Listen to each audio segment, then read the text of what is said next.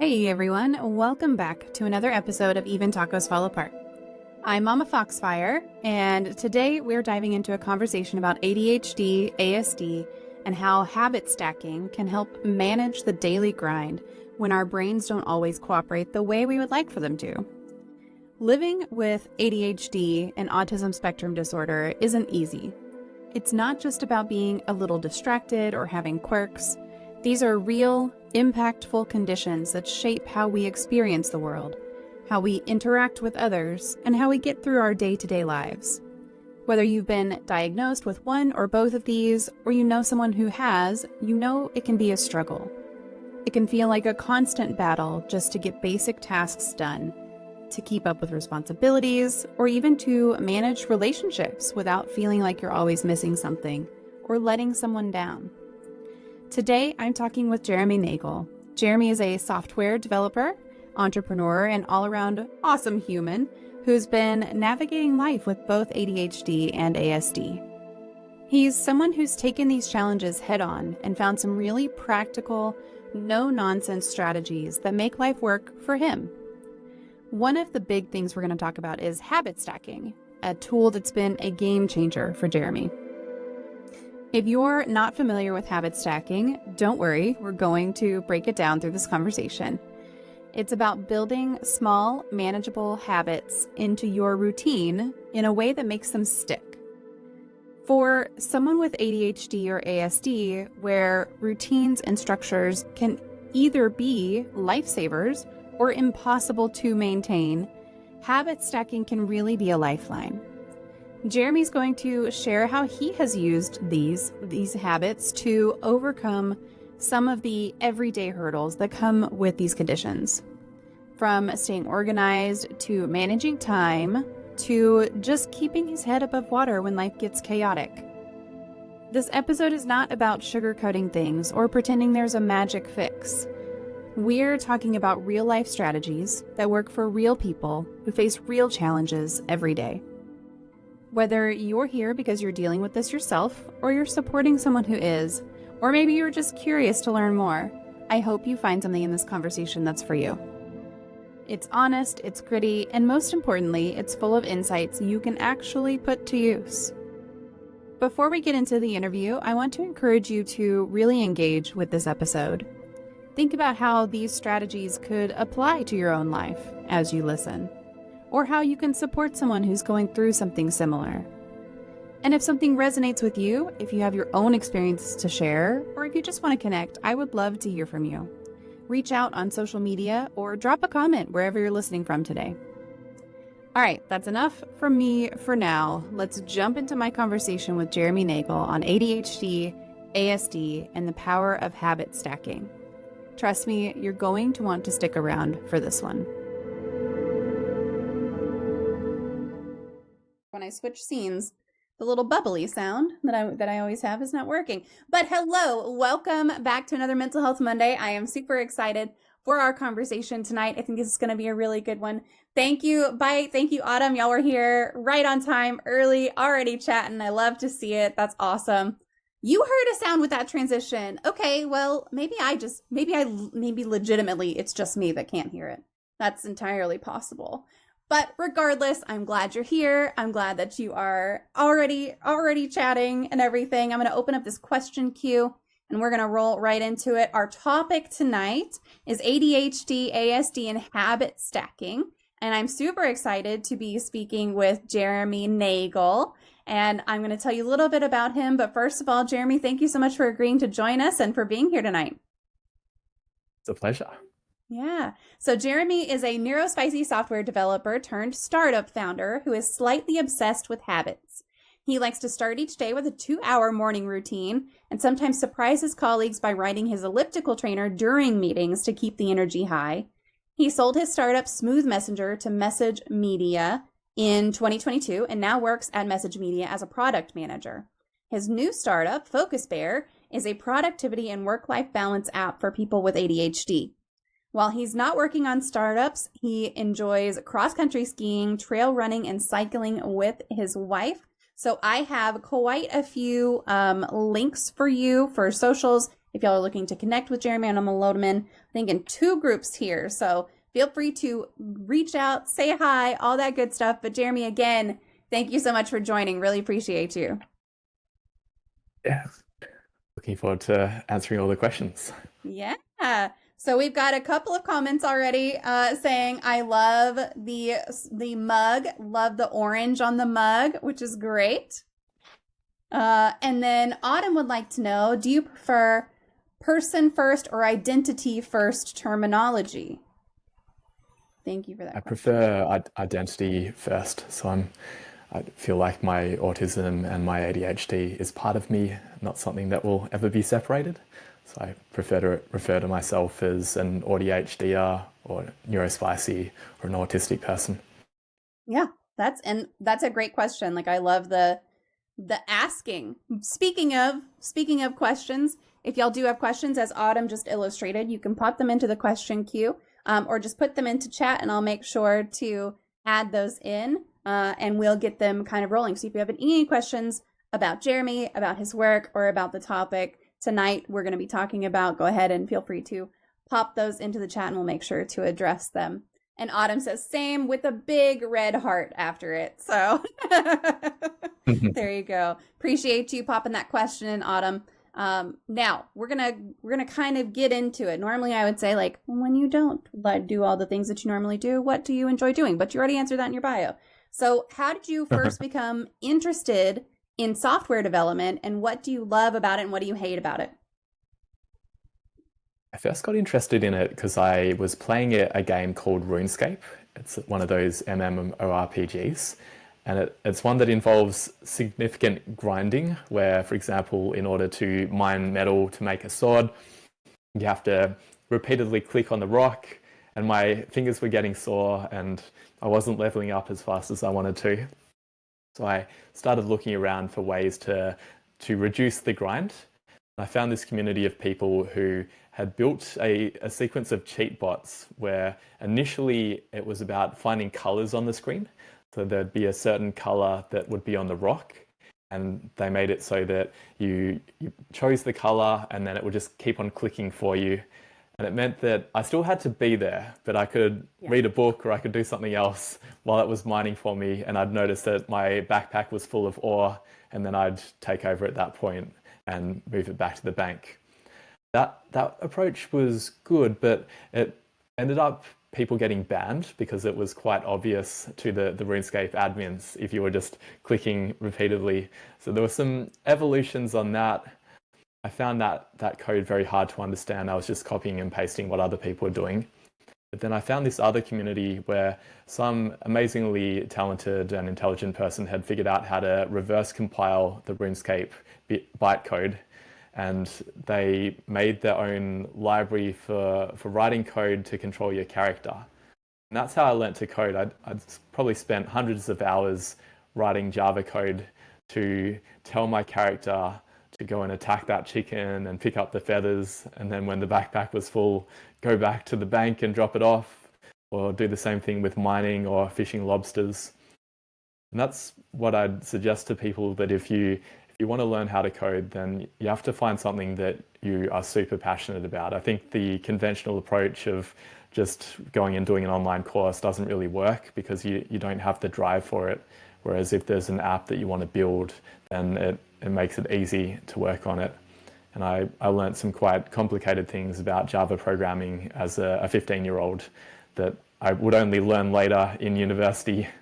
But I just kind of figured it out through the help of this community and through my massive drive to level up my character.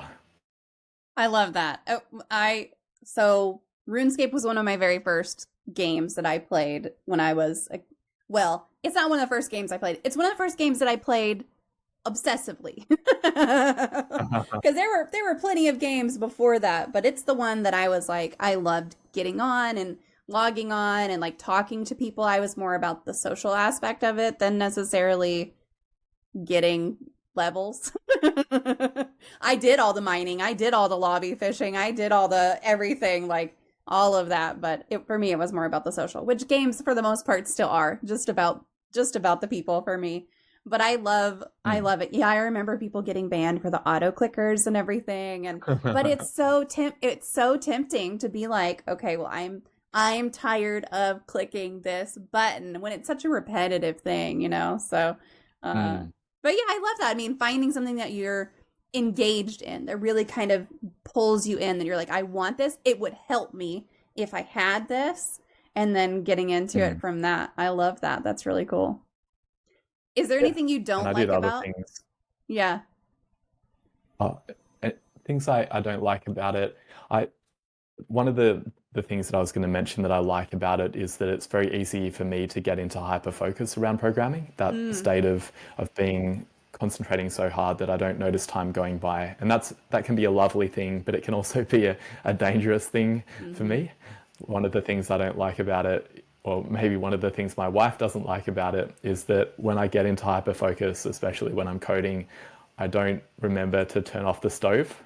And there have been multiple times where I have caused terrible cooking accidents because I've been coding away. And then, especially with a pressure cookers are particularly dangerous for me. There've been a few times where it has exploded and I've had Oh to spend no. hours cleaning the Cleaning. ceiling. Yeah, Oh, blessing and that's a a curse. bummer. Uh, yeah, so Autumn says I did something similar with Cookie Clicker. That's funny. Yep. Yep. Yep. Mm. And she also says I'd love to learn machine code, but it's pretty scary and toxic. Oh, toxic is an answer to the other thing. That's pretty scary. I get that. Mama Foxfire in a game for the social interactions. I am shocked. What? No, I am always social in games. It's wonderful. Because it can be all about the connections, right? Like it can be all about you're there to connect with people, or you can be there to get 99s. Like you can also just be there for that. We have a RuneScape channel actually in my Discord community server. There's a RuneScape uh, channel, and one of our community members was just in there saying like they're playing OS and they're like, I'm gonna get 99 today on this right now. It's happening. It's It's important. impressive. Yeah. It used to be very hard. I Yeah. remember there was one person who was very driven and got to 99 in almost every skill. But I think I maxed out at about level 70. I was probably steering more towards the social side of it towards the end Yeah. as I stopped caring as much about the game. I've got a lot of things more than halfway there, but my deal is I don't want to have any of my 99s pop until I have all of them ready. So I want to get them just all at once for like a giant hit of dopamine. Yeah. But Are you that's playing difficult. the old style where it got progressively harder to level up, or are you playing I've heard there's an ADHD friendly version of it where you level up very Oh. quickly? I'm playing whatever's in RS3 is what I'm playing. So I'm not on Oh, okay. OSRS, although most of our community, that's what they play. If they play RuneScape, most of the time that's what they're talking about. But I play Right. RS3. Okay. So whichever Yeah, I one that haven't is, played it's it like in over 15 years. 92. I think 92 is the halfway point. When you get to level 92, you're halfway to level 99, XP wise, Ah. Oh, wow. which sounds terrible and awful. Why do I play that game? Now I'm questioning everything. Bite Mark says I'm similar with coding. I'll figure out one piece of a thing and then suddenly it's several hours later and I haven't eaten or drank anything and I've had to pee for hours, but the program is working. Mm. Yeah, yep. So, Jeremy, what is your favorite life hack? It would be the elliptical trainer that was mentioned in my bio. I Yeah? can't easily show it to you, but it is under my desk and I am pedaling on it now. Can you Oh, tell? that's awesome. No, I had no idea. That's amazing. I do swivel slightly. I've had to, I guess the other life hack is I've had to put door stops underneath my chair so that Mm. my chair doesn't move backwards as I'm pedaling. Because before I had that, I had to hold onto my desk as I was pedaling, otherwise I would end up moving backwards. Yeah. I really like it as a way of giving my body something to do while I'm Hmm. in a meeting. Right Yeah. now it's fine because we're talking and I'm involved, but I'm in a lot of work meetings in a corporate environment where there's 10 people there and I'm not particularly interested in the subject matter, yet I have to be there Mhm. and I have to stay on camera. And this is my hack for how I can still remain sane during those boring meetings. Yeah, I love that. You don't have to answer this if you don't want to, but was it very expensive to get one? I think it's probably cheaper in the US. I think it was 250 Australian, and I was weighing up between that or a treadmill desk. And a treadmill desk would have been considerably more expensive because I'd have to change my desk, and the treadmill itself to get, you can get the cheap ones, but I think they wear out quite quickly. Yeah. But that's another option too. I still would like a treadmill desk at some point. I feel like the walking action is quite nice. Oh, I love that. So the And elliptical I've also got version. a few other things. Yeah. There you go. I've got Got a grip strength trainer. Oh, that's neat. Like I like that your things are very in like just body engagement because they make little like fidgets and stuff. So I've got this one just has a little marble that you can move around in it. I've got a little cube somewhere unless my children have stolen it, which is entirely possible. But it's got like buttons and things on it that you can push. But I love the idea of something that really engages your body. That's really neat. Yeah. And the other one that I like, which is slightly dangerous, is playing with my pocket knife. Now, you're not doing like the hand thing, right? How do you play with your pocket knife? I just like flicking out the blades, Oh, particularly yeah. the scissors, and Yeah. just doing that sort of thing. Yeah, that Sometimes seems like I'll it could cut be bits of paper. dangerous. That seems like it could be dangerous for sure. So the elliptical is your version of what I refer to as the designated distraction. Ah, there you go. Because if you have something that's like, this is what's meant to be here, then it's less actually distracting. Mm. That's great. Yeah, I find things that are more mechanical, I don't find them particularly distracting. They often help me to concentrate better. Because if I'm just sitting there and I'm trying to remain still and attentive, then that's very taxing for me. Whereas if I can have some motion, it makes it a bit easier. Keeps my hyperactive ADHD brain happy. That's interesting. So I feel like now my 10-year-old is going to need that eventually whenever he gets into the workforce. He's going to need some sort of something. Right now in his classroom, he's got a couple of accommodations that help him. Like he can stand if he needs to, and he can fit. He has Tourette's and ADHD. So everything's covered under the Tourette's. So like he can fidget. Obviously he can fidget because he has tics. So he's gonna, whether you allow him to or not, it's gonna happen. But yeah, I think an elliptical desk, it'll be neat to see what he chooses to do in life, because something like that could be really helpful for sure. Yeah, and it'll probably be highly normalized by the time he's in the workforce. I hope so. It's definitely better. Yeah, I hope so. Bitemark says it took me a long time to figure out that's what I was doing in school when I learned string games and origami and a bunch of other little activities that I could do by memory. Yeah, you are. You're just providing yourself with that outlet, that thing to do, that dedicated thing to do, to say like, this is allowed, it's not disruptive to other people, and it's going to help me focus on the things around me. That's great. Bitemark has another question in the queue. She would like to know, what is your favorite poem?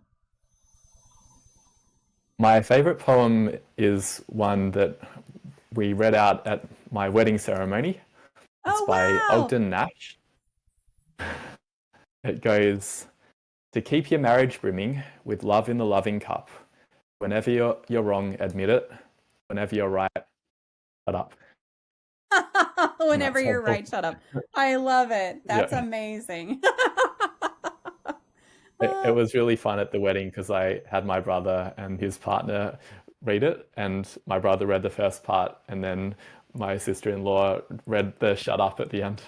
Oh, that is cute. That is super cute. That's wonderful. I like that. Well, here's a link to that quote if anyone wants to go and grab it. You're welcome. It's a nice short one too, so that's good. You're welcome to go grab it if you would like to and use it at will, I suppose, Hoping I can focus in on this stream. Tib, you do what you need to do. Absolutely. All right, so we talked about this a little bit ahead of time, but do you have a true crime story that fascinates you? I'm a big scaredy cat. I really don't cope well with horror or thrillers or anything like that. It goes back to probably when I was maybe 6 years old and I was at after school care and they played Edward Scissorhands, which is probably not a tremendously scary movie, but I had nightmares for weeks and my mum had to talk to the school and say maybe you shouldn't allow grade 1 kids to watch that type of film in the future. And it didn't really get better. I remember when I was probably 20 years old, I watched Scary Movie 3, which is meant to be a parody and isn't actually scary, but it had some kind of reference to The Ring. And I nearly jumped out of my seat when the girl with her hair came onto the scene. So I don't enjoy them, and I'm not ashamed to admit that I'm a scaredy cat. But there are some other books that I prefer that have less of the adrenaline-inducing aspect to them. Yeah. Edward Scissorhands I feel like is creepy for sure. And to someone who's very young, that could absolutely be terrifying. Most definitely. Now I'm trying to think of like the first scary movie that I watched, and the only one that really comes to mind as being scary when I was little was Freddy Krueger. And I watched that when I was really little, and it was terrifying. But I don't know why, but I love horror movies. I think they're great. I want to sit in the complete dark and watch the scariest thing I can possibly find. It's great. Oh, wow. Now you said there On were your other own? Oh yeah, absolutely. Oh, oh my. I think it's like the adrenaline. It's kind of nice. You said that there are other books and everything. So do you have a favorite book that you feel like other people should take the time to read? One that I've enjoyed recently has been The Ministry for the Future by Kim Stanley Robinson. Yeah. It's a sci-fi book and it sort of aligns to what we were talking about before the show started. It's about the effect of climate change, and it opens with this scene where there's a massive heat wave and tens of thousands of people die.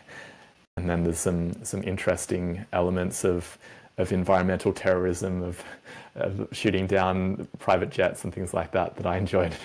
It's quite a fun book, which is because Kim Stanley Robinson, I think he has a science background in some way. It's quite truthful in some ways. All of his books, there's recognition that they're not fanciful necessarily, that they're actually quite plausible. And I enjoyed that aspect of it. But I'm on a fiction fast at the moment. I've been avoiding reading any novels or watching movies or TV shows or social media, anything like that. I'm trying to just be a bit more present in the moment. And because in the past, books were something that I really used to escape from the current situation. And I think that's valid, but I took it a bit too far. When I was a kid, I'd read 30 books per week, for example. I really got immersed in it. And I think there's a lot of value in it, and I've had a lot of positive experiences from reading, but I'm trying to limit it now.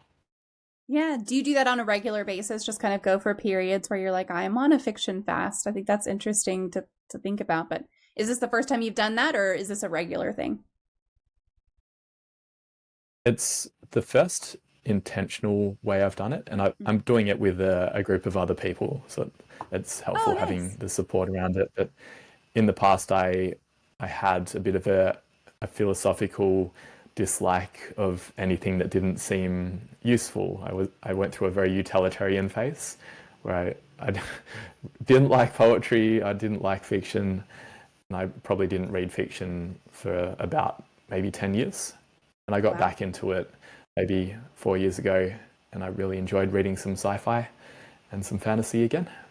And I'm trying it out, especially the other thing that I'm avoiding is the news as well, because that really isn't great for me, absorbing content that tends to inflame my emotions, things that I can't do anything about.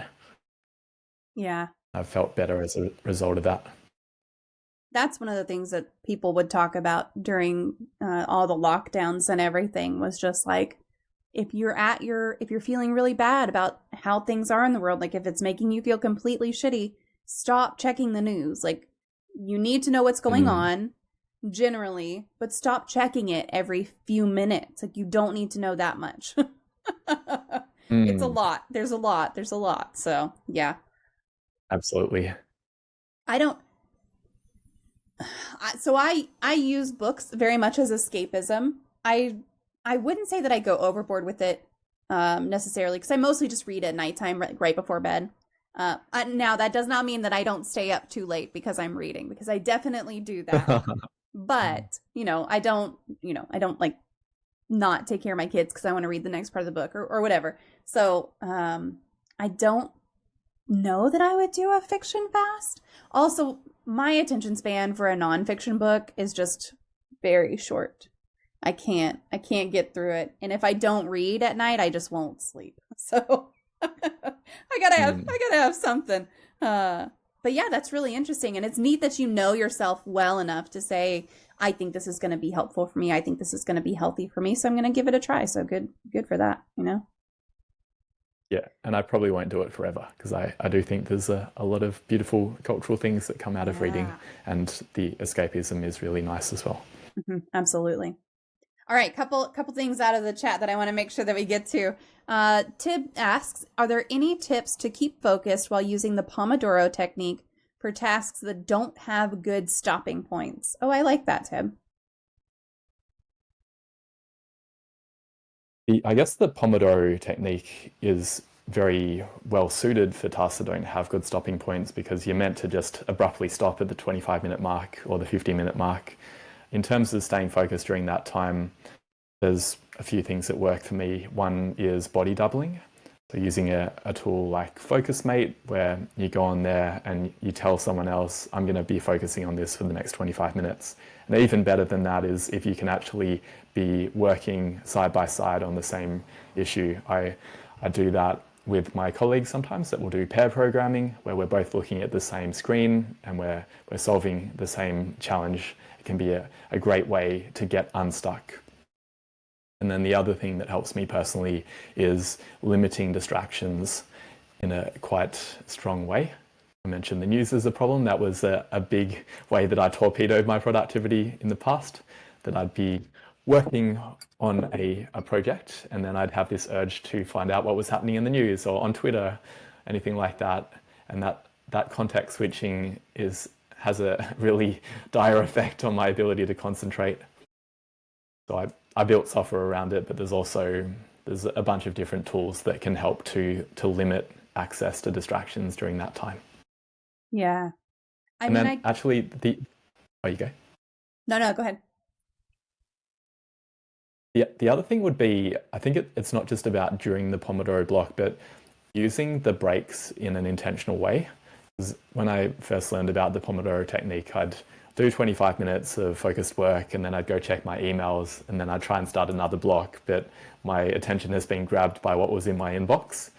And now what I aim to do is actually leave my computer, go for a walk, or go get a drink of water, something away to allow my brain to reset. And it's much easier to do a successful second Pomodoro block if I do it that way.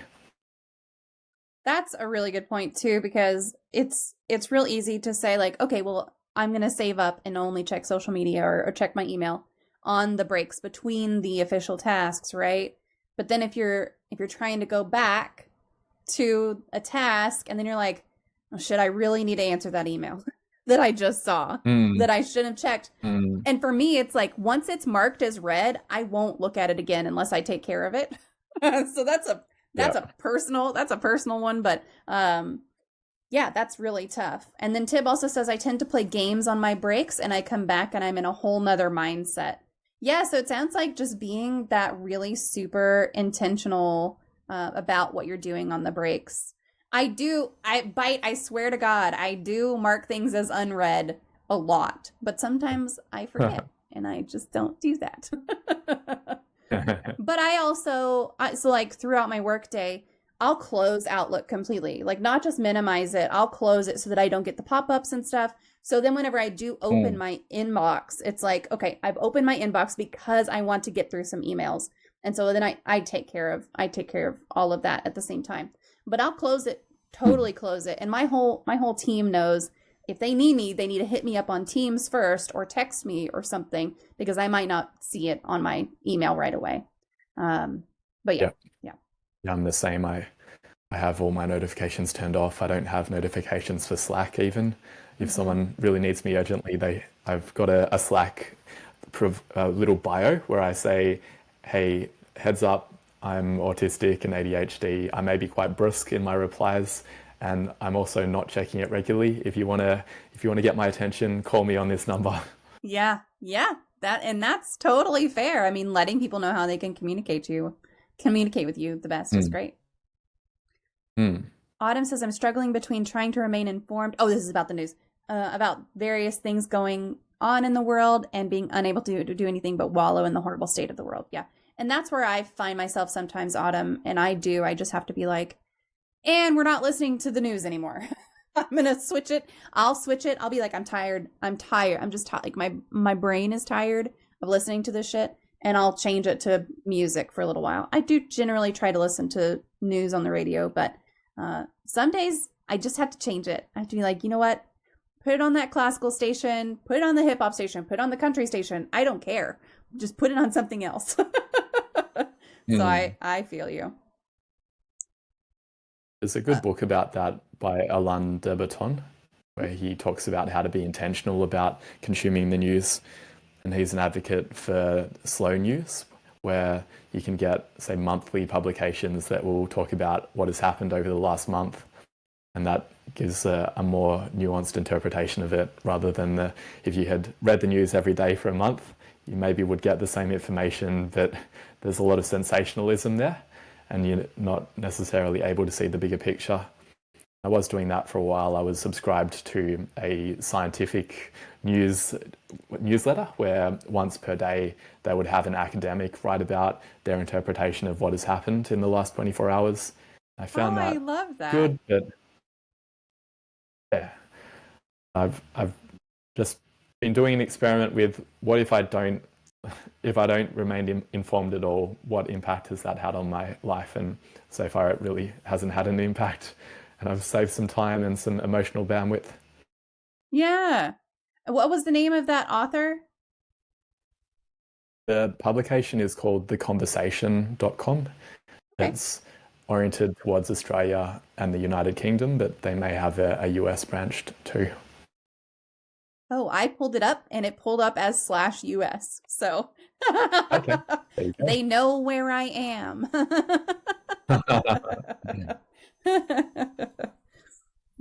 That's great. Yeah. Oh, this is a good. I hate having to use flowery language in an IM. Got things to do. Also despise the expectation that an IM means you have to instantly respond. Yeah. I think that's a really good segue. So can you just share with us how ADHD and or ASD or both, whatever, how those have played a role in your life? Yeah. There's two sides of it. I think there's a lot of positive traits that have come with my neurodivergence. There have been some ways that hyperfocus has really helped me. I did well in high school and in university. I got first class honours in my uni degree and did pretty well at school. And I think that was because I was able to study things that I was interested in, but probably also because I was a very anxious child, and I felt terrified at the idea of getting bad grades. So my hyperactivity probably didn't come out during school because the peer pressure and the conformity meant that I was probably masking a fair bit. But still, yeah, positive aspects of hyperfocus. And also the divergent thinking has been very good for me in terms of coming up with lots of ideas. I had common experiences of at work, there'd be suggestion boxes where you could say, how could you improve processes? And I would overwhelm them with all of my suggestions. I'd put in 10 times more suggestions than anyone else, to the point where they asked me to slow down and not put in as many. And that has helped me in my business life in terms of having a lot of ideas and having multiple businesses that I've started. Not all of them, most of them haven't been successful, but a few have done well. That's the positive side of it. The negative side is I've been fired from 6 jobs so far. Oh, wow. Hopefully there won't be a 7th. My first 6 jobs, including a PhD, I got fired from, and most of that was related to the autistic side that was undiagnosed until later, that my briskness and my RSD were sometimes interpreted as me being rude and me not being a team player. And that was very emotionally challenging for me, and also financially challenging too. Getting fired in rapid succession wasn't fun. I guess as I've developed better technical skills, maybe I've been allowed to be more of a brilliant jerk, and people have tolerated my idiosyncrasies a little bit more. And I'm trying to work on that to both warn people that at times I will be a bit brusque, but also deal with the emotions that lead me to sometimes being a bit impatient, because it's not great. And I feel bad sometimes for people who work with me, that at times I can be a bit of a prickly person to be around. I mean, I think there's a lot of awareness around it too. That is just like people are more understanding now than perhaps they were in the past. Especially once you do have a diagnosis and you can say, this is part of who I am. This is how I prefer to interact, and kind of here's why. It makes it a little bit easier for folks to have it click in their head and say like, okay, this makes sense. But at the same time, everyone has communication preferences. Like everyone has those, whether you are neurodivergent or not, everyone has different communication preferences. And it sucks that sometimes jobs or programs or anything, like there's not a good place for everyone. That's a bummer to fit in, because everyone has something to contribute. And if you're, getting let go or getting excluded because you're a little bit too, short with your responses, they're missing out. Yeah. And I think the other thing that contributed to that as well was when I was early in my career, there wasn't the concept of remote working. And for me, being in an office environment is super overstimulating for me. And I think that led to some of it wasn't a full-on autistic meltdown, but aspects of that, where having the harsh lighting and people talking around me all the time, it's very draining and hard for me to deal with. So it's been way better since the pandemic, where I haven't been into the office probably for the last 2 months. And prior to that, in my current role, I've probably gone into the office a grand total of 10 times over 2 years. And that is magnificent for me. It probably doesn't work well for everyone. Some people thrive on the social interaction, but for me, the executive functioning demands of making it into the office are challenging for me, and the stimulatory overload is not great for my ability to get work done or to be patient with other people. I'm much better when I can be at home and have my elliptical trainer and my various ways of releasing energy, so that I don't have to release it in harsh ways. Yeah, I mean, would you try to drag, if you had to go into the office, would you try to like have an elliptical something there also, or would you just be like, all right, y'all just gonna have to deal with it? I've tended to do half days in the office, and half days are okay for me. I can cope for that amount of time, and I'll have headphones in to deal with the background noise. But beyond that, it starts getting hard for me. Yeah. We've had people on our team who really miss being in the office, and to the point where they're going into the office several times a week now. Like I work fully remote, even though I was traveling last week, even though I'm going to be traveling this week and will be in an office for both weeks.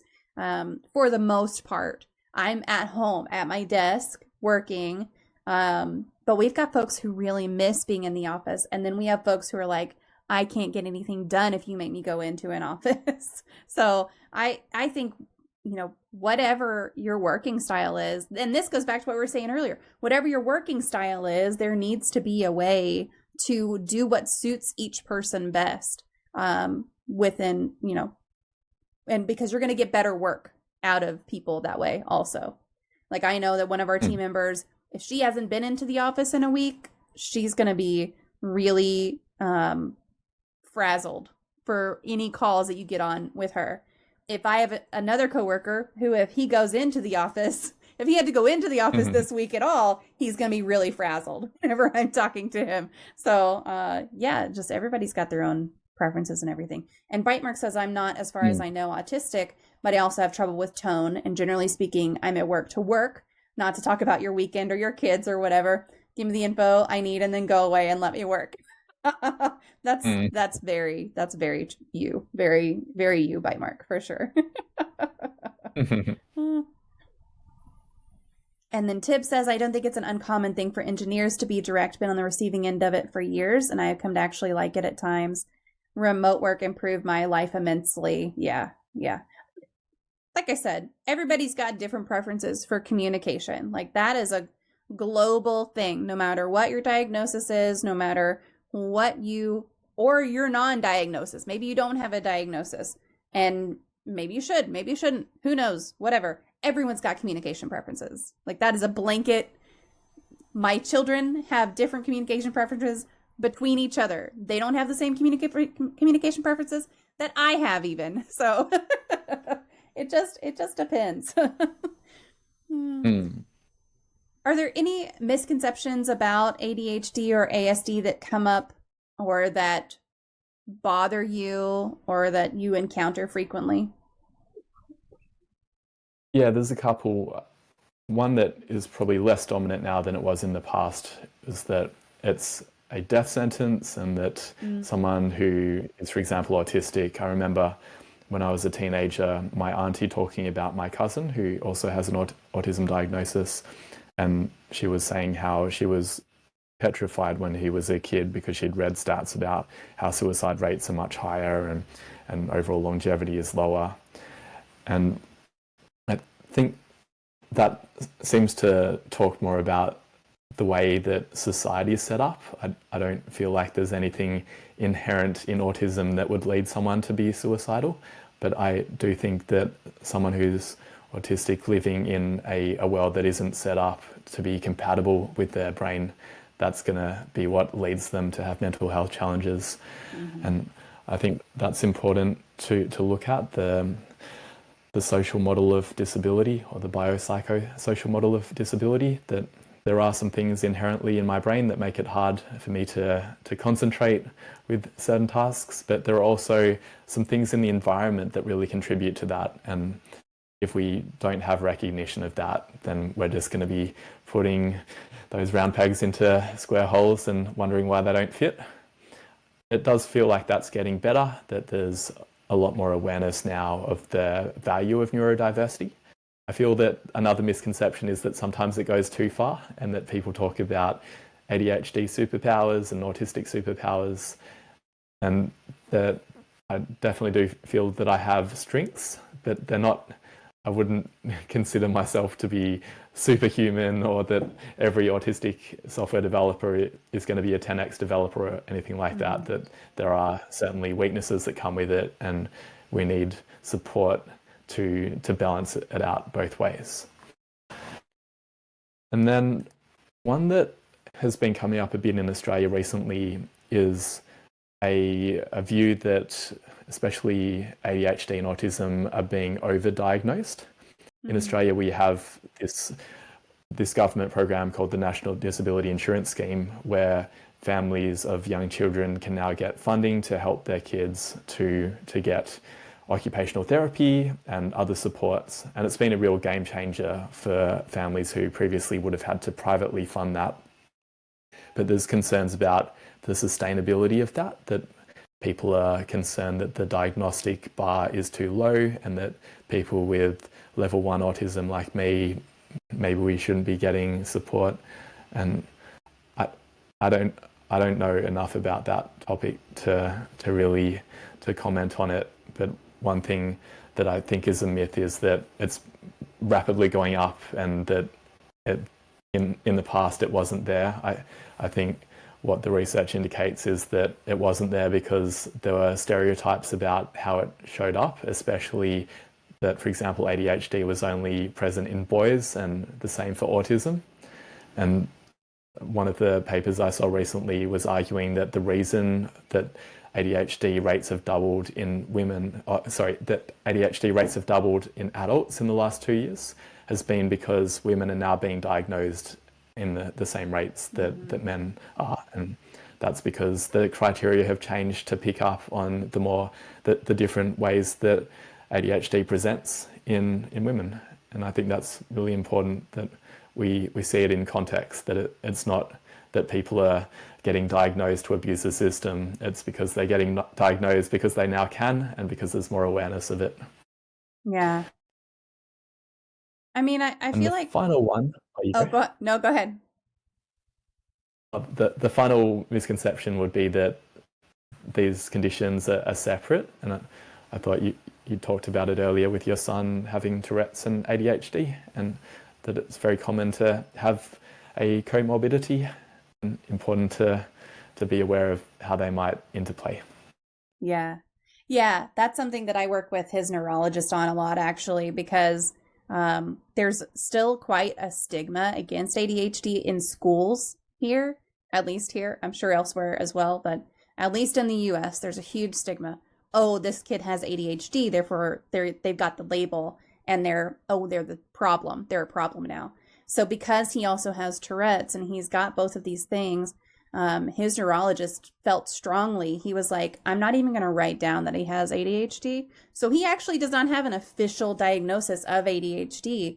But the reason that he did it that way was because of that, because we could cover all of his accommodations that he was going to need for ADHD under a diagnosis of Tourette syndrome. And so he's got Tourette syndrome, so he requires all of these things of, like we were talking about earlier, I can get up and fidget, I can stand up at my desk, I can have a little more time on tests if I need to, all these different things that you would also get for an ADHD accommodation. And it's like, we're going to just focus it down on that, and everything else is going to take care of itself. If there becomes a problem that's more related to ADHD that we can't cover under Tourette's, then we'll move into that direction if we need to. But so far, it's like we've covered it under that only because there is such a stigma against kids having that diagnosis in schools, and they want you to medicate ADHD. And it's like, if I have to medicate my child, the only medication that works for Tourette's is I won't say the only one that works for Tourette's. The only one that is an option for my child to take right now would be an anti-seizure medication that would make him really, really tired all the time and lose his personality, essentially, because he was really, really tired all the time. And it's like, that would be the only medication that would be okay for him to take. He couldn't take the traditional ADHD medications because of that. So we're covering everything under that. But it's really difficult sometimes to say, well, I have autism and I have ADHD, when it's like, well, they interplay together, and therefore you have to treat them as one thing and make sure that you're treating or accommodating or whatever it is in a way that makes a difference for both, because you can't just say, well, I'm only going to worry about this when you've also got this over here. And it's like, is something you're doing for this going to aggravate this over here? So yeah, that's really, it's really something that I think gets overlooked a lot, even for something as simple as anxiety and depression, because you can do a lot of different treatments for anxiety that can make depression worse, or you could do a treatment for depression that makes your anxiety worse. And if you're not open and honest with your providers about everything, it can get really muddy really fast. Yeah. And it's also very individual as well, that what works for one person with anxiety and depression might not work for another one. And the same with autism and ADHD, that not every ADHD is the same. Not every autistic person is the same. Yeah. And I do want to touch on just very quickly what you were talking about earlier with the increase in diagnosis, because we've talked about that a couple times recently with a couple of different topics. And I feel like if everyone were being super honest, you could diagnose your grandparent with something like autism. If they were being really honest about it, they could have that same diagnosis. But they didn't go get that diagnosis then. And also, if these programs, people are worried about like, oh, well, too many people are taking advantage of them. if the program is helping someone, is that really a problem? Like, sure, the money might be a problem, right, in the long run. But if it's helping someone, which why would they take advantage of it if it's not helping them? Then why is it really a problem? Yeah. And there's generally a pretty good return on investment. Yeah, absolutely. I don't know the political scene in Australia, but it's trash here. So I blame everything on politics here, pretty much. I couldn't tell you. I've been shutting out that part of the news in particular. Yeah. Yeah, for sure. Okay, so there's another question in the question queue that I want to get to. My go-to method for productivity is a simple to-do list with random ordering, but I end up jumping around the list and getting not much done. How do you reorder and sort your tasks if you do at all, given that they're not dependent on each other? It's a great question. I like the Eisenhower matrix for prioritization. It's where you sort tasks based on their urgency and their importance. So you have quadrant 1, where it's the things that are on fire, that absolutely need attention right now. They're super important and they're super urgent. And then you've got things that are in quadrant 2, where they're important, but they're not urgent. I tend to operate very well out of quadrant 1. I think my ADHD loves emergencies, and sometimes I create emergencies on purpose so that I can have something that will spike my adrenaline. I think it's important to spend more time in quadrant 2. So that's how I personally try and prioritize, by looking at what quadrant would they fall into, and ideally setting up my day so that I can have some time in deep work on quadrant 2 activities, things that have more of at least a medium-term impact and not just the short-term fixes. And then I think the idea of doing things in a random order is fine as well, because it sort of aligns with the momentum style of productivity, where there's the neurotypical approach of eat that frog, where you should choose the hardest task first and go at it first thing in the morning. And a lot of ADHDers find that very challenging, because it takes some time to get up to speed. So the idea of potentially having another way of prioritizing on the things that feel pretty easy, and that you'll feel good for doing some easy things first and then get on a roll after that. I try and combine the two approaches, where I still try and tackle the most important task, but I try and make it easier by making my first task be to get a piece of paper and to write down all of the subtasks for that really hard and important task. And then I can turn something which feels impossible and overwhelming into maybe 10 little things that I can do. And once I start on the little things, then often I'll get into hyperfocus and I won't want to stop, and I will have made substantial progress onto the harder thing. Yeah.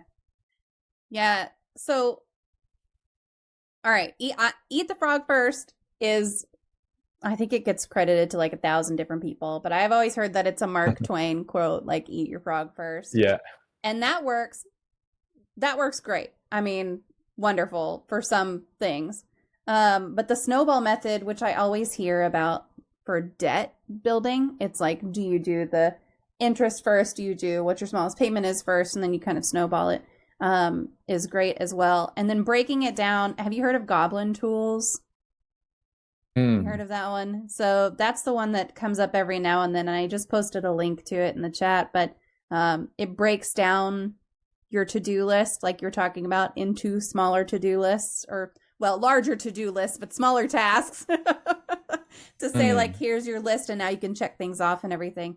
That's really helpful. And it you can break it down. It's got some little peppers over on the side. You can say, I need this broken down for a 1 neurospicy level or a 5 neurospicy level. And that determines how many subtasks you get and everything.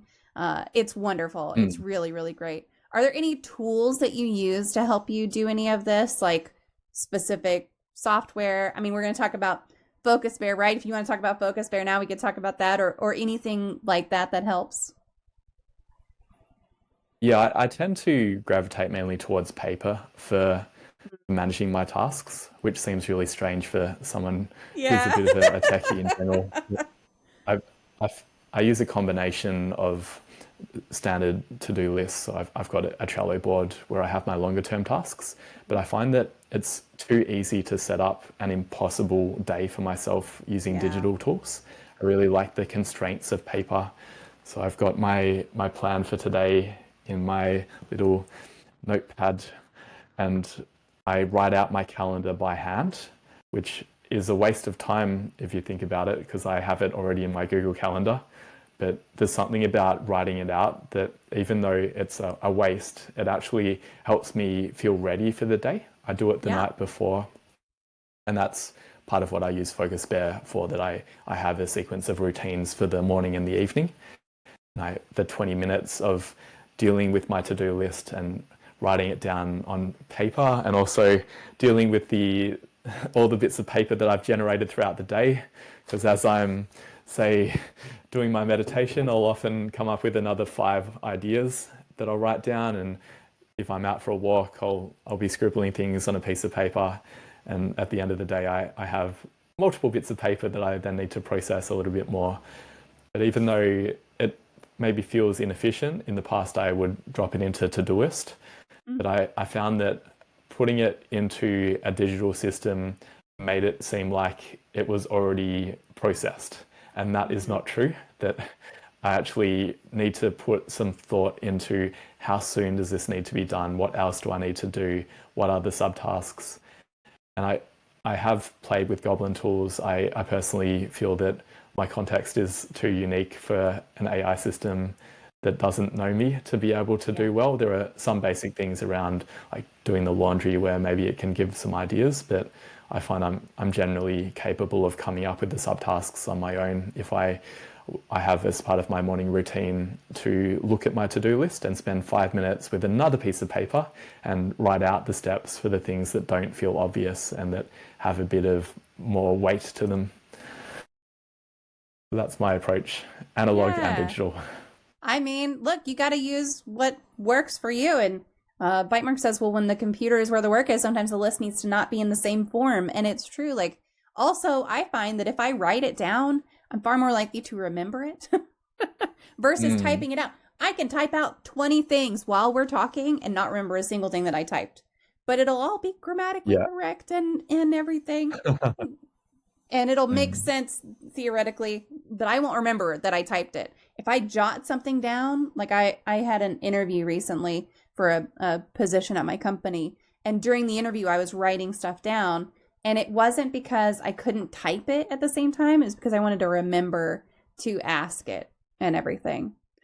So it sounds like you make doing your to-do list a task in itself. So is there a way to view that? Do you view that as a task? Doing your to-do list is a task on your to-do list? Yeah, I describe it as a routine rather than a task. So I treat my tasks as the ad hoc things that I do that are different each day, whereas the routines, I have that as the first thing that I do after I finish my workday, that I'll spend 20 minutes planning for the following day. And that makes a nice cutoff point, that I know that after I have finished going through that I'm done, that I don't need to think about work anymore for the rest of the day, that I can go and cook dinner and wind down, and it's a lot easier for me to continue on and sleep well that night. Right. Whereas if I have a lot of open loops, then I'm going to be finding it hard to sleep in the evening. Yeah, that's totally fair. Tib would like to know what you do with all the paper once you're done. Do you archive it? Do you shred it? Is it all over your house?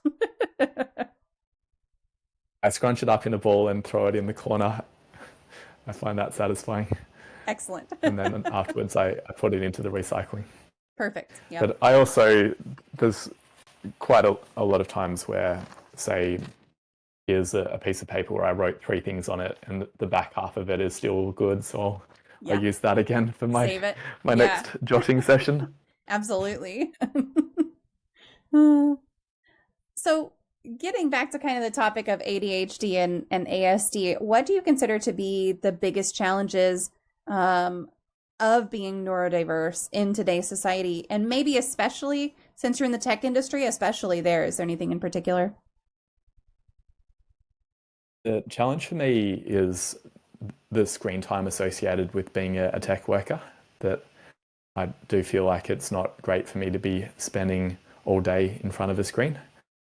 And I try to break it up by doing walking meetings and doing some things, more things on paper. That's part of the reason I like the analog as well, because not only is it bad for my eyes, bad for my posture, but it's also more easy for me to be distracted on a screen compared to with a piece of paper. There's no notifications on there and there's nothing that I can go and research. So I do find that a challenge of it. The rewards I find are that because my work is on a computer, I can work from anywhere. And I think we've touched on that earlier about some people liking that, some people not liking it. I really like it. I also like the overall flexibility. I remember early in my career being in an office and having breaks at certain times. My first job was in a supermarket. That was awful for me. I need more breaks than other people, and I need to be able to walk around and things like that. So I love that I can go for a break and no one's watching, and I don't have to feel bad about it. If I'm getting my tasks done, that's the thing that matters. Yeah. Remote work is the way. It's wonderful. I know plenty of people really crave that being in person, but as long as I'm talking to people throughout the day, which I do, it's my job. I talk to people all day. It's basically, my kids will tell you, if you ask my kids what's my job, they'll say to be in meetings and to write emails.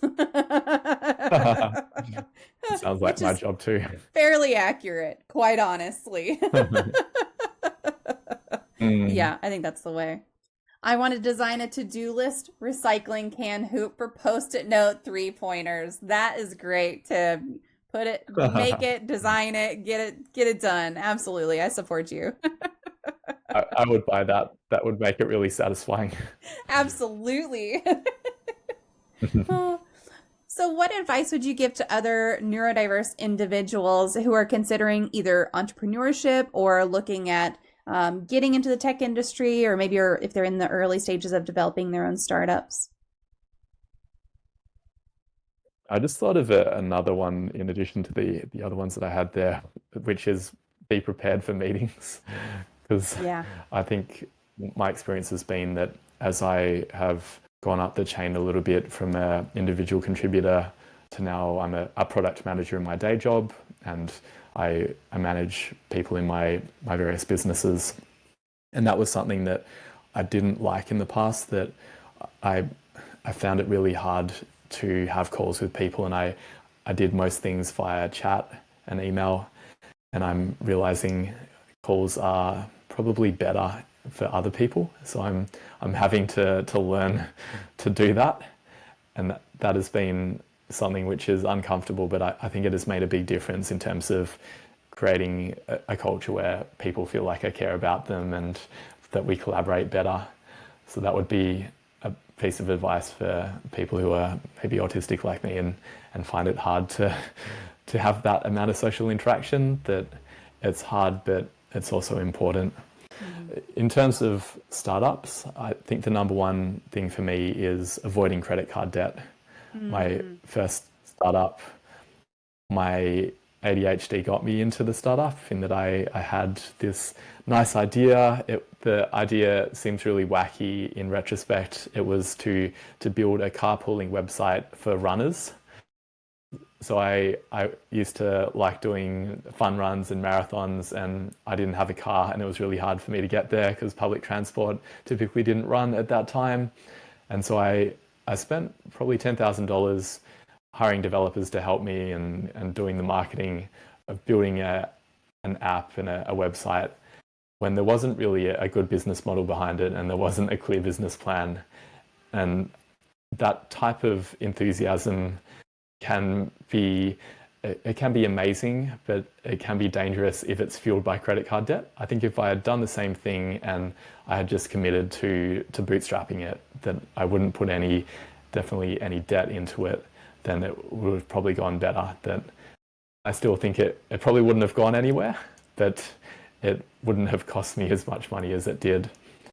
And I learned that the hard way, that my subsequent businesses, I did bootstrap, and it felt really uncomfortable because there were things that I really wanted to do, new features that I wanted to build, but I didn't have the cash there from revenue, and I had to be patient, and I had to do uncomfortable things like ask customers to prepay for things that weren't actually built yet.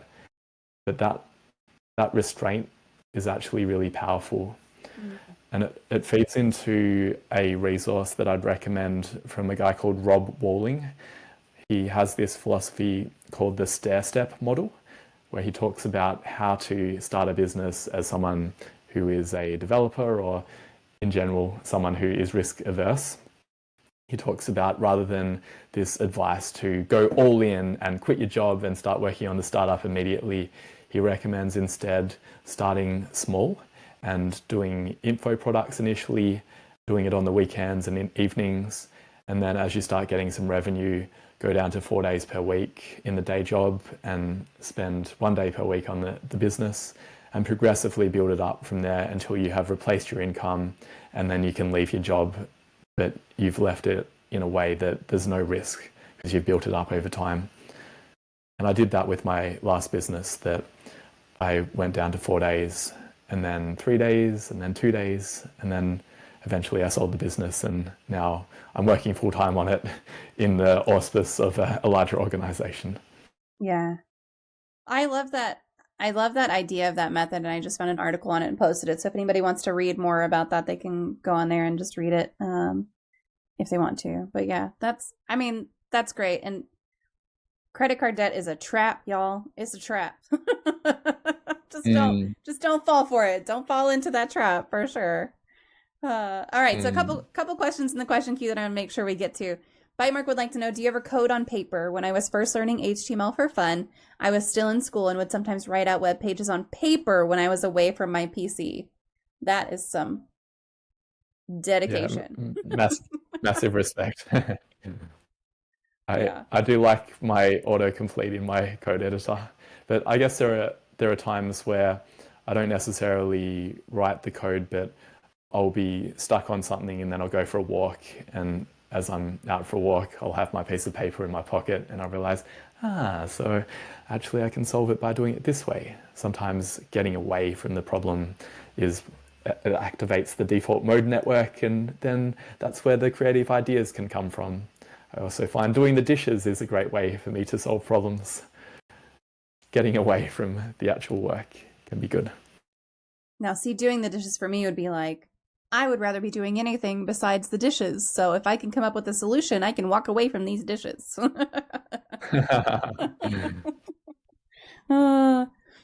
Yeah, I can't imagine. Oh, see, Tib, I don't mind doing laundry. Laundry's fine. Dirty dishes, I don't like dirty dishes. No, absolutely not. I'd rather do anything besides touch all the dishes and put them in the dishwasher. I don't want to do that.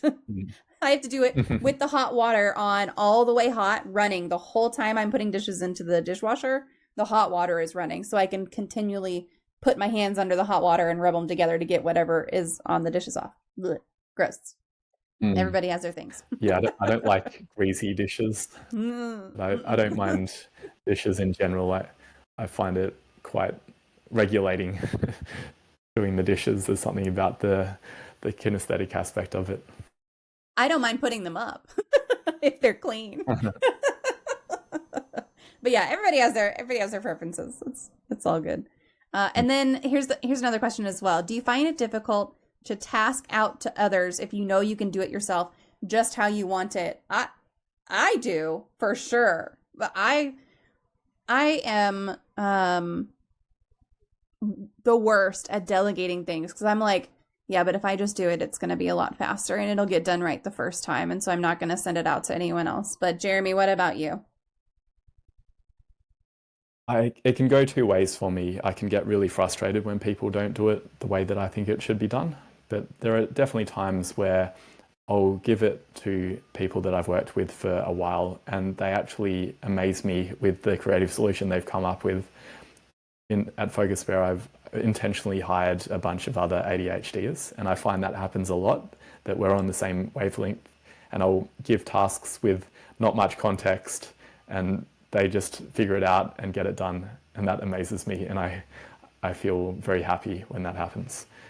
Other people, I have to almost spend more time explaining it than it would take me to do it myself, and I can find that frustrating. But I'm also aware that there's, I think it's maybe the 23x rule, that when you are onboarding someone and giving them tasks, it will take 23 times longer to delegate than it will to do it yourself the first time, but it gets better as they understand how to do it, and over time the delegation cost is paid.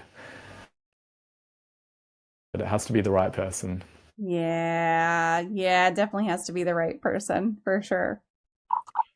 So how can someone who doesn't have ADHD or ASD be a supportive friend or family member to someone who does? What could people do a little better these days? I went to a talk at an ADHD conference by a psychiatrist, and his main message was, if you're the parent of a neurodivergent child, then investigate your own potential neurodivergence, because it's so heritable. So that might be part of it, that if you have a family member who's neurodivergent, there's a chance that you may be too. And also, if you enjoy spending time with neurodivergent people, there may be a reason for that. I was doing marriage counselling with my wife recently, and the counsellor basically said that to my wife, that there's probably a reason why you put up with Jeremy when many other women broke up with him. I didn't just get fired from jobs, but got fired from relationships. So there might be something there, but that's not always the case. I think some other things that can be done would be to be really explicit about communication preferences. We talked about that earlier. I love the concept of a user manual for me, where you write out, this is how I like to work, and this is how I like to be in relationships. This is, for me, for example, I like doing the dishes, but I tend to batch them. And in the past, that drove my wife crazy, because I would have lunch and I would leave the bowls on the table, and then at 4:15 p.m. after I'm done with work, then I'd go and put them all into the dishwasher and deal with them then. But we've had to have a conversation about our different needs, that for her, she doesn't like it being there. So I've adapted now, that now I put them in the dishwasher immediately afterwards.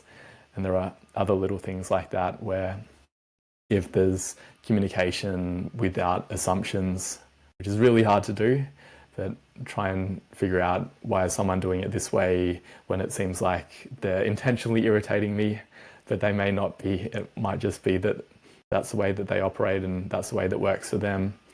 But it might be possible to find a compromise where we can both subtly change our behavior. One person changes their expectations, the other person changes their behavior. I mean, I think so much comes back to... Oh, go ahead. You go. I was just going to say, so much comes back to communication and just preferences and actually communicating.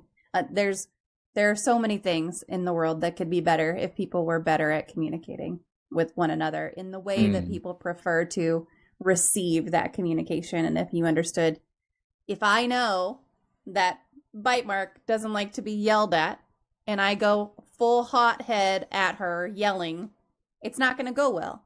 But if I know she doesn't like to be yelled at, and I go at her after I've already schooled myself, so schooled my natural inclination of aggression, which I do tend to have. So if I school that, because I know how someone else prefers to receive communication and information from me, then we both have a better experience. It's not just about the person who doesn't want to be communicated with in a certain way, or who doesn't handle being communicated in a certain way very well. It's you are also going to have a better outcome if you accommodate other people. We have a great, not test, but like, it's a quiz, essentially a very long, extensive quiz for color energies. And then you can know, like, I lead with red, That's not going to shock anyone here, I don't think. But the tagline for how to communicate with me at work, and they give you like, here's your preference at work, here's your preference at home. At work, my tagline is be brief, be bright, be gone. That's it. I want the facts and I want you to get out of my way. And then at home, I'm a little more on the like, okay, give me all the details, give me the process time, let me figure it out, and then we'll come up with something together. But at work, it's like, nope, tell me what I need to know, stop talking. That's it. But I think I'm the same. yeah. I had massive conflict with a colleague who was the opposite of red, and Yeah. I didn't enjoy our meetings. Yeah. The other thing I was going to say for supporting people is communication-wise, it can sometimes be hard to communicate it in words. My wife and I have developed a non-verbal communication system for when we're both feeling on the verge of meltdown. So we do a symbol like this, where it's sort of the timeout symbol, and also the Chinese symbol for I love you. Oh, she's Chinese. That's so cute. Yeah, and it's sort of, we do that and then we stop talking and we'll leave each other alone for some time, and then it tends to go better after that. Yeah.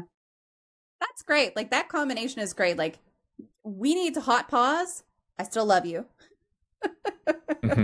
But we need to put a pause on this. I do that with my, not the symbol, but I do that with my 10-year-old and my 17-year-old as well. I'll be like, I am having a bad day. I love you so much, but stop.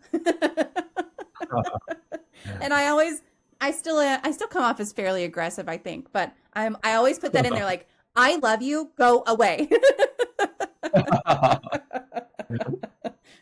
I think they receive it okay, but I probably should check in with them and make sure that they understand. Maybe we need to implement something like the I love you part. That's really awesome. So, all right, we've talked around it, but now I want to get more directly into it. So what is habit stacking? It's a way of combining habits together, and I want to give some context that habit stacking, the term comes from Atomic Habits. That in the book, he actually references another book, which I really like and I think is actually better than Atomic Habits. It's called Tiny Habits by B.J. Fogg. And B.J. Fogg is a Stanford professor. He's written multiple books about habits and how to make technology that helps people to stick to their goals. And he talks about an example of push-up and pee, or pee and push-up, where he wanted to get stronger. And so he did habit chaining or habit stacking, where after he'd go to the toilet, he'd do one push-up. And I think that's important, the idea that it's not just habit stacking on its own in order to make it work, that I think for me, it has to be the tiny habit chaining approach, where I add another thing on, but it's very small to begin with. As an example of that, in 2022, I had lost my exercise habit. I was someone who, in my 20s and up to my 30s, I used to exercise a lot, potentially too much. Like some weeks I'd do 30 hours of exercise. But it's been something that I've toned down over the years, and too much. So I was building up a habit again this time, and I knew I didn't have enough time to go back to, say, a 2-hour run. So I started out with the approach of 5 minutes per day of exercise, which is almost pointless because by the time I'm out the door, I'm back again. But it's the idea that it's just about beginning the habit and getting consistency. So I started with 5 minutes, and then the next week I made it 6 minutes, and the week after that 7 minutes, and so on to the point now where it's pretty easy for me to do half an hour per day, that it doesn't feel hard because I've gradually built it up over the time. And the same thing with meditation, that I started with 5 minutes and gradually added a little bit of time. Yeah. And that's really wonderful, just to say like, okay, either the adding it on to something that you're already doing and say, okay, every time I brush my teeth, I'm going to drink 8 ounces of water, whatever. If you're trying to drink more water, or, the push-ups. The push-up one is great. I probably can't do a single push-up because my arm strength is trash. Maybe I'll do it with squats because I know I can do those with ease. But you know, either trying to do it that way or just saying like, okay, I did 5 minutes today. I'm gonna do 6 minutes every day. I do this next week, and building it up that way. I think those are both great ways of kind of approaching things that you're trying to build, things that you're trying to add either to a routine or trying to add to something else. So is there a way that we like, are there any strategies that you recommend if someone is feeling a lot of overwhelm or burnout, if they're trying to stack new habits, especially if they have a neurodivergency? Is there any strategy around that? Yeah, I think that the starting small is important. The other thing is to make it intrinsically enjoyable, because I think sometimes we can have ideas of that I should exercise more and therefore I need to go to the gym. But I personally hate going to the gym. I find it, I don't like being around all the other people. I don't like the noises and the sound effects. So instead, for me, going for a run is nice, but a lot of people don't like running. So maybe do a dance workout or take the dog for a walk, find something where you can achieve that goal, but it's actually fun to do it. And then it doesn't feel as hard. Mm-hmm. Yeah. I think finding ways to make things fun is important in life in general. Just anything you can make more fun is going to be more better. Generally speaking, in life. All right, so I want to make sure we talk about Focus Bear in particular. So what is Focus Bear? What have you included to kind of address unique challenges faced by neurodiverse individuals? And how does it help? Yeah, so I built it originally for tiny habits, essentially, because I wanted to do the 5 minutes of running, and I had that idea, but I wasn't consistent with it. And I recognized that what was getting in the way was that I would wake up and I would immediately go and check my emails, and then I'd get sucked in, and then I wouldn't do the things that I wanted to do. So I built an app originally where it blocked me from checking my emails until I had done my routine. So I had to meditate and go for my run, and then after that I could use my computer. That was the early version of it. And then we added in distraction blocking, because I found that during the day it was definitely better for me focus-wise if I did my run and I meditated. Those days are far better than the days where I wake up and get stuck into it. I tend to just operate in a chaotic fashion, whereas if I have some time beforehand to be more intentional, the days go better. But still, I wanted a backup of distraction blocking, and I had used Freedom and Cold Turkey and a lot of those apps over the years, but I found that because they don't operate across all my devices, they weren't really actually doing it for me, that I'd be focused on my computer, but then I'd get a notification on my phone and I'd go and check it, and then I'd distract myself. So I wanted something that would keep me focused on all my devices. And that's what we've built, that I start focusing on my computer and my phone gets into the right mode as well. I love that. That's really cool. I mean, because if you can't get it to focus, if you have your phone there to distract you as well, and you've put something on your computer to say like, help me not focus on this. Like I have a timer on my TikTok. I have a timer on some apps, but I have a timer in particular on TikTok where I can only access TikTok for a certain amount of time. I can get around that and look at it on my computer. If I wanted to get around it, I have ways that I could get around it. So something that controls it across would be really, really great. Have you had any success stories of people who are like, oh my God, this changed my life, or anything like that? Yeah, a lot of, especially students, have talked about how it's helped them, that it tends to be pretty challenging, say, doing a master's degree with ADHD, and a lot of students have commented on how the distraction blocking and the routines have made it far better for them in terms of getting through the deep work and doing those difficult study habits. Yeah. We've got about 50 people using it at the moment, and a lot of positive feedback, some things that still need to be improved. It's an early app, but I think the people who are using it, and especially the ones who are ADHD, they tend to like it the most. The people who are pure ADHD, they have found some of the restrictive aspects of it and the routine parts not that great. So I'm trying to now make it so that it works for people who don't love structure as much as I do, making it a little bit more flexible. You can choose how restrictive you want it to be. Go from grizzly bear mode, where it's very restrictive, to cuddly bear mode, where it's a little bit more soft. That's cute. I love that. I love that terminology too, of just like, you shall not versus, okay, maybe a little. Does it work on like a Switch as well? Because if I could use that with my 10-year-old, that'd be amazing. Or are there only certain platforms that it works on?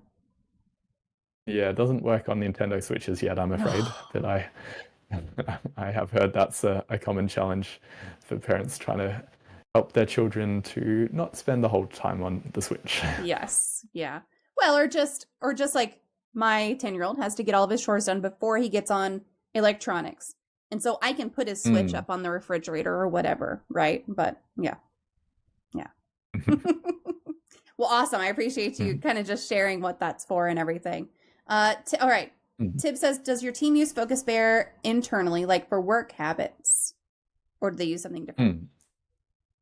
Yeah, no, we use a combination. We tend to use ClickUp for project management, but everyone's using Focus Bear to help them stay focused. And the other way I use it and the team use it is I have some habits in my morning routine which are work related.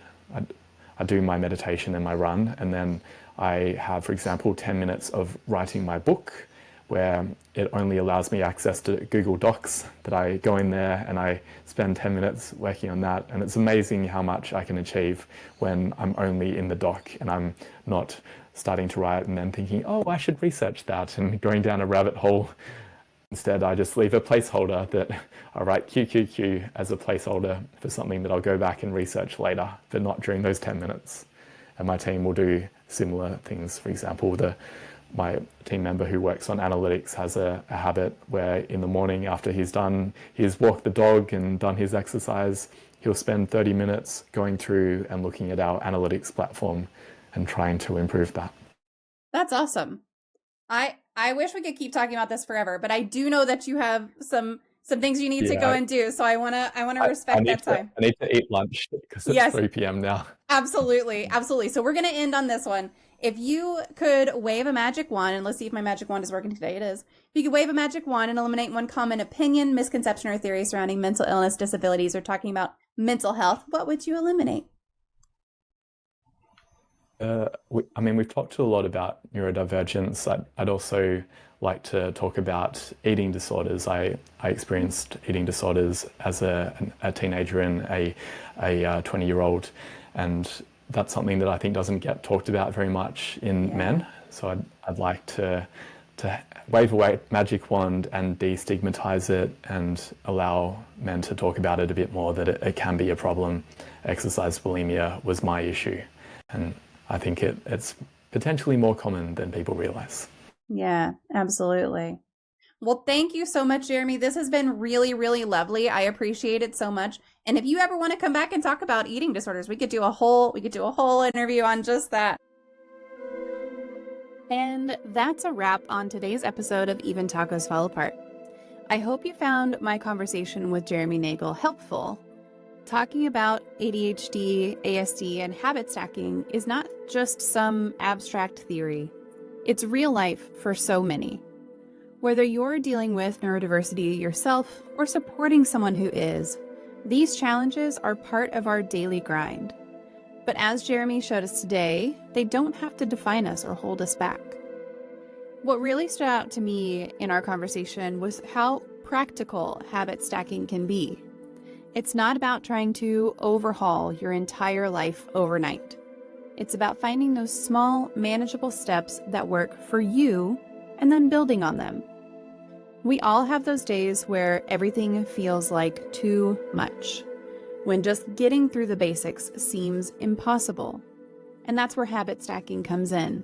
It's a way to build routines that help you stay grounded, even when your brain feels like it's all over the place. Jeremy's approach to dealing with ADHD and ASD isn't about pretending it's easy or glossing over the tough stuff. It's about facing it head on and finding what works for you, whether that's using apps to keep on track or just being kind to yourself when things don't go as planned. It's a reminder that we all have different brains, different challenges, and that's okay. What matters is that we keep trying, keep experimenting, and keep moving forward, one small step at a time. If this episode resonated with you, or if you've got your own tips or experiences to share, I would love to hear from you. Let's keep this conversation going, whether it's about habit stacking, ADHD, ASD, or just how you manage life's ups and downs yourself. You can find me on social media. I am MommaFoxFire everywhere, or leave a comment where you're listening right now. And hey, if you enjoyed today's show, don't forget to hit that like button, subscribe, and leave a review. It really helps more people find the podcast. It's what helps get this podcast rated on all platforms, and it lets me know that these conversations are making a difference. Plus, I love hearing your feedback. It's what helps me keep bringing you the content that matters most.